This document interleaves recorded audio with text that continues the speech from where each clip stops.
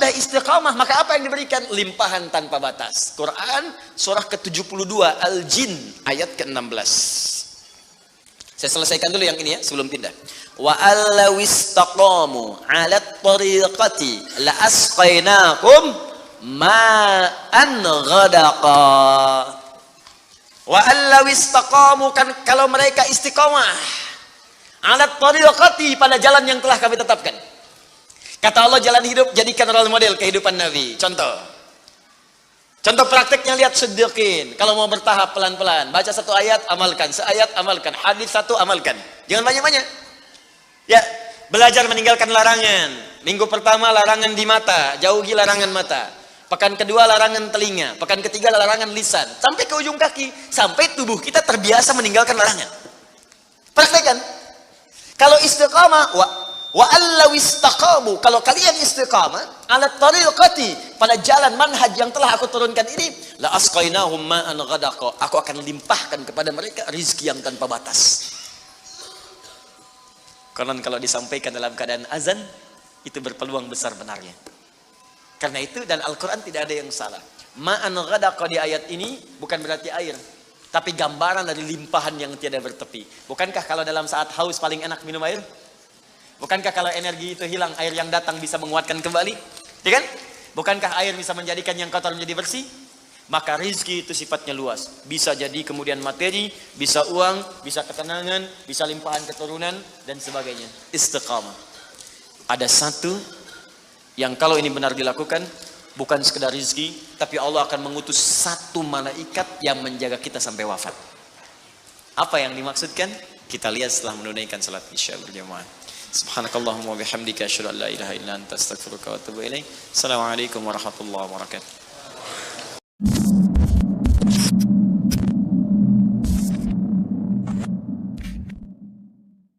Maka penting diketahui, Allah memberikan pesan kepada kita untuk istiqamah di jalan Allah. Ambil role model yang jelas, ambil keteladanan yang benar, lalu pelan-pelan praktekkan semampu kita. Jangan terburu-buru juga. Kalau baru sanggup tahajud 2 rakaat, witirnya 1, bukan aib. Gak apa-apa kita kerjakan. Jangan langsung paksa 11. Khawatirnya besok gak bangun lagi. Ya, gak apa-apa, 2 rakaat, witir 1, yang dibaca 3 kul.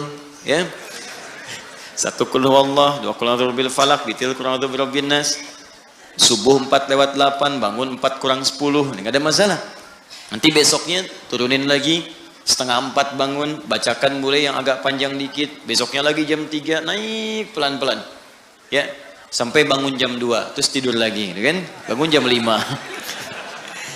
Pelan-pelan lah, pelan-pelan. Ya, ini juga begitu. Jangan langsung ambil pengen level yang tinggi. Tidak, sedikit-sedikit, tapi bisa continue. Nah, kemudian yang paling menarik, Allah turunkan keterangan di Quran surah ke-41, Fussilat. Ayat 30. Tadi saya sampaikan sebelumnya, jika kita istiqamah di jalan Allah dengan yang tadi saya uraikan, maka Allah akan memberikan ma'an ghadaqa, limpahan yang sangat berlimpah tak terbatas. Ya, digambarkan, diilustrasikan dengan air. Air kan kalau melimpah itu, ghadaqa itu datang dengan melimpah. Ya, kayak air sungai yang deras gitu kan. Arusnya kencang, itu kan kalau arus kencang nggak mungkin selebar sedotan gitu kan, pasti banyak gitu ya. Nah, itu seperti itu limpahan rezeki yang kadang tak terbatas, sampai kita mengatakan dunia ini kecil ternyata. Nah, ada lagi yang hebat. Apa amalannya? Innalladzina qalu rabbunallahu tsumma istaqamu. Awas, kalimatnya sama-sama nih. Istiqamah, istiqamah. Istiqamah di jalan Allah ketika sudah Allah turunkan model kehidupan yang diikuti. Pakai inna, harfu nasbin wa taukidin tansibul isma wa tarfa'ul khabara mabniun 'alal fathi la mahalla lahu minal i'rabi. Paham? Tidak. Ya, kita ngaji dengan ilmu nahwunya. Inna harfu nasbin wa taukidin, huruf yang berfungsi menasabkan. Kalau menasabkan dalam kaidah gramatikal artinya menjadikan harakatnya itu mansub pakai fathah. Jelas? Fathah itu pembuka. Jadi kalau fathah masuk dalam kalimat pembuka di Al-Quran, kalau masuk ke sebuah kisah ini menunjukkan cara menerjemahkannya, kami buka kisah ini. Contoh, ini praktek bahasa ya. Quran surah ke-21 ayat 83. Wa ayyuba pakai fathah. Walaupun ataf diikutkan pada hukum sebelumnya. Wa ayyuba idznala rabbahu anni massani yadhurru wa anta arhamur rahimin. Wa ayyuba cara menerjemahkannya, dan kami buka kisah Ayyub untuk menjadi inspirasi bagi hamba Allah yang kemudian diuji dengan penyakit, seperti apa zikirnya agar disembuhkan oleh Allah. Makanya di akhir ayat 84-nya ditutup dengan kalimat wa dzikra lil 'abidin. Kisah ini akan jadi pengingat bagi hamba Allah yang saleh yang saat diuji dengan penyakit dia berzikir seperti Ayyub melakukannya, maka saya berjanji akan menyembuhkannya. Itu mansub. Nah, kemudian kalau kita tarik ke balaghah, nasab itu artinya sesuatu yang ditancapkan dengan kuat. Nasabar rajulu asahu, seorang lelaki menancapkan tongkatnya dengan kuat alal ardi, ke tanah, sehingga tidak goyang.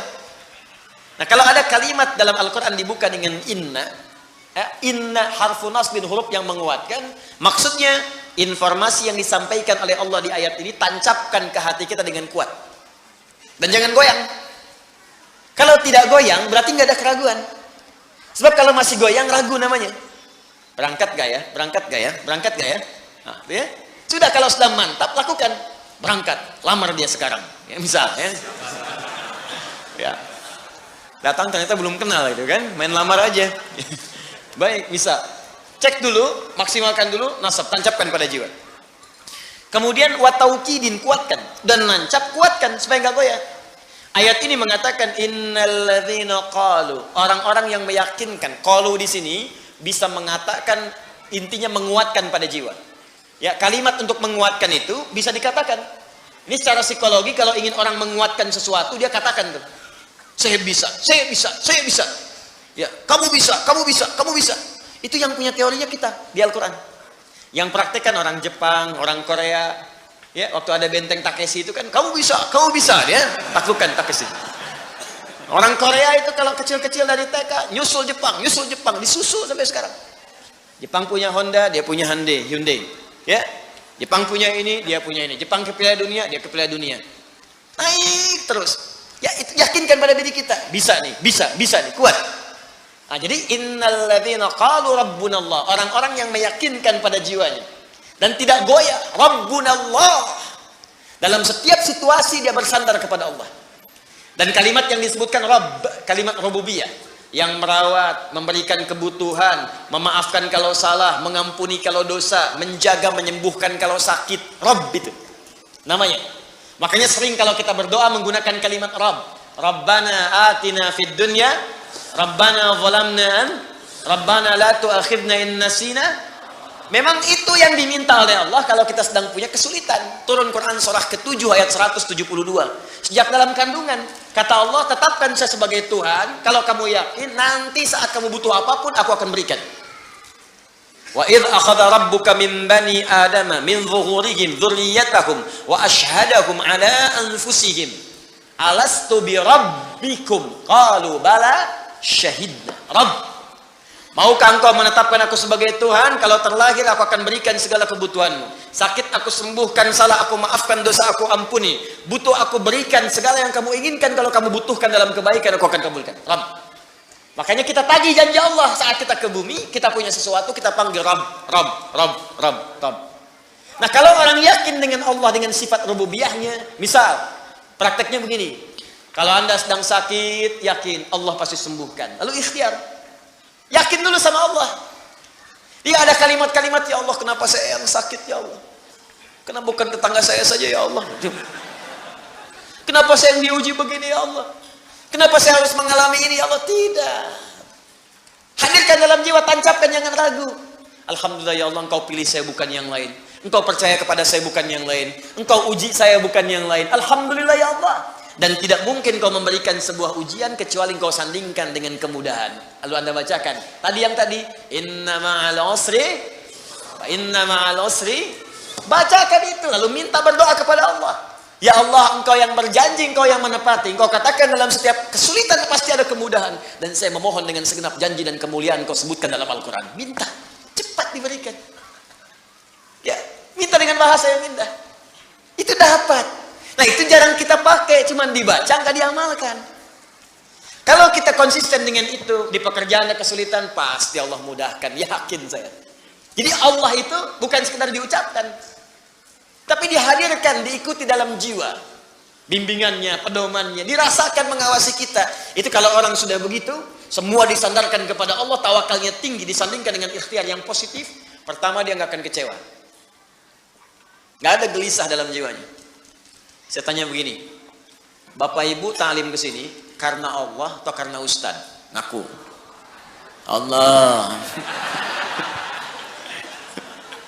Ntar Ustadnya nggak ada, ya. Nah Allah. Kalau karena Allah, Anda nggak akan peduli Ustadnya datang atau tidak, karena niat saya itu Allah. Karena Allah.